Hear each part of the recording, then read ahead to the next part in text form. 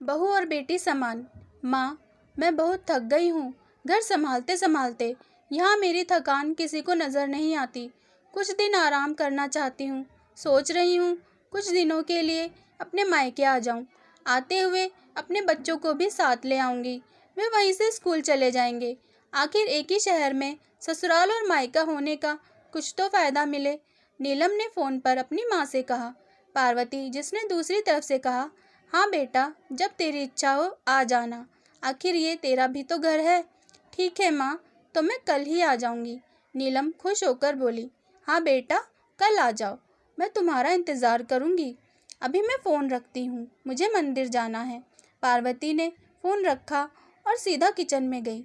Kitchen में खाना बना रही बहू से बोली, अरे अनुपमा, सुनो, कल तुम्हारी ननद आ रही है। आज बाजार जाकर फल सब्जी और मिठाइयाँ लेकर आना। बेचारी मेरी बेटी ससुराल में नौकरों की तरह काम करती है और उस पर कोई ध्यान ही नहीं देता। यहाँ आएगी, कुछ दिन रहेगी तो उसका मन और तबीयत अच्छी रहेंगे। सास के मुंह से ऐसी बातें सुनकर अनुपमा का चेहरा उतर गया। वह मन ही मन सोचने लगी, काश आपको मेरी थकावट भी नज़र आती।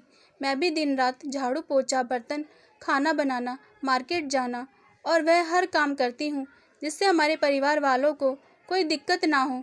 काश आप मुझ पर भी ध्यान दे पाती। आपकी बेटी तो जब मन में आता है तब आ जाती हैं,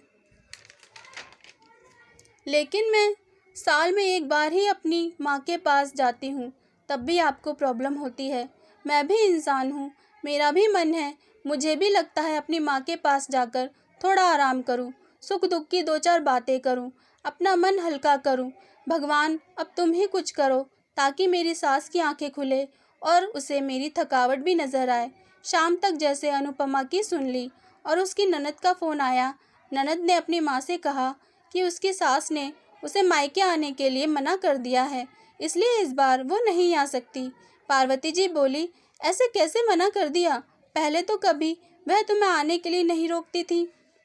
इस बार भला क्या हो गया? लाओ मेरी बात कराओ, उनसे मैं समझाती हूँ। नीलम ने फ़ोन अपनी सास के पास दिया। पार्वती जी ने कहा, नमस्कार समधन जी, आपसे कुछ कहना था।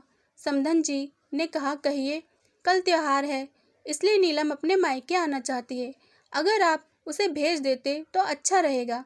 नीलम की सास ने कहा, देखिए समधन जी, आपकी बेटी मायके जाकर रहे, इस बात के लिए हमने उसे कभी नहीं रोका और इस बात से हमें कोई प्रॉब्लम है भी नहीं।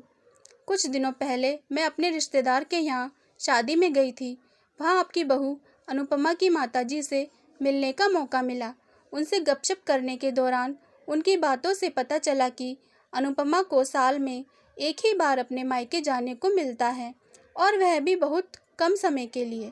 मुझे लगता है आपको पहले अनुपमा को उसके मायके भेज देना चाहिए और वह जब मायके होकर आ जाएगी तो नीलम को आपके पास भेज दूंगी। एक बहुत ज़रूरी बात जो मुझे लगता है आपको समझ लेनी चाहिए कि आपको अपनी बहू को बेटी की तरह या बेटी से भी ज़्यादा प्यार देना चाहिए। उसके भी मायके जाने की इच्छा होती होगी। हो सकता है नीलम के वहाँ आने से उसकी आवभगत करने के लिए आप उसे मायके नहीं भेजती होगी, या फिर वह आपसे कुछ कहने से अभी डरती हो। अगर आप उसको घर में ही कैद रखेंगी तो एक दिन ऐसा आएगा जब वह आपके खिलाफ़ बोलने लगेगी। फिर वह आपकी सुनेगी भी नहीं और जब चाहे तब अपने मायके जाएगी। ऐसी परिस्थिति आए, इससे अच्छा है कि आप ही कुछ बदलाव अमल में ले आएं, जिससे आपका रिश्ता और रिश्ते की मिठास खराब ना हो। पार्वती को अपनी समधन के हर एक शब्द में सच्चाई नजर आई। उन्हें महसूस हुआ कि उन्होंने अपनी बेटी के प्यार में अंधे होकर कभी भी अपनी बहू के मन का विचार नहीं किया। उन्होंने हमेशा ही अपनी बेटी को अपने बहू से ऊपर रखा। दूसरी तरफ नीलम भी अपनी भाभी के बारे में हो रही इस बातचीत को सुन रही थी। उसने भी रियलाइज़ किया कि वह कभी भी अपनी भाभी के साथ ठीक से बात नहीं करती और जब जब वह अपने मायके जाती है तो भाभी थोड़ी उदास रहती है। पार्वती जी ने अपनी बहू को बुलाया और उसे कहा कि अनुपमा, कुछ दिनों के लिए नीलम नहीं आने वाली है, इसलिए पहले तुम अपने मायके होकर आओ। यह सुनते ही अनुपमा का चेहरा खिल गया, क्योंकि यह पहली बार था जब उसकी सास ने सामने से उसे अपने मायके जाने के लिए कहा था। अगले दिन अनुपमा अपने मायके गई और इस बार 1-2 दिन नहीं, पूरे हफ्ते भर रहकर आई। अपने माँ बाप से, अपने रिश्तेदारों से मिलकर आई और जब वह लौटकर आई तो उसका चेहरा खिला हुआ था, उसकी आंखें चमक रही थी। अनुपमा के आने के बाद नीलम भी अपने मायके आई और इस बार वो खुद सामने से अपनी भाभी से खुशी खुशी मिली और अच्छे से बात की। नीलम ने अपनी माँ से बात करके उन्हें भी अच्छे से समझने में मदद की कि वह कहीं ना कहीं अनुपमा के साथ गलत व्यवहार कर रही थी। दूसरी तरफ अनुपमा अपने ससुराल वालों के बदले रवैये से बहुत खुश थी। अब वह खुशी खुशी सबका ध्यान रखती और हर काम प्यार से करती। वह ध्यान रखती कि कोई भी ऐसी बात या काम ना करे जिससे घर में तनाव का माहौल पैदा हो। पार्वती जी अपनी बहू को खुद ही समय समय पर मायके भेज दिया करती।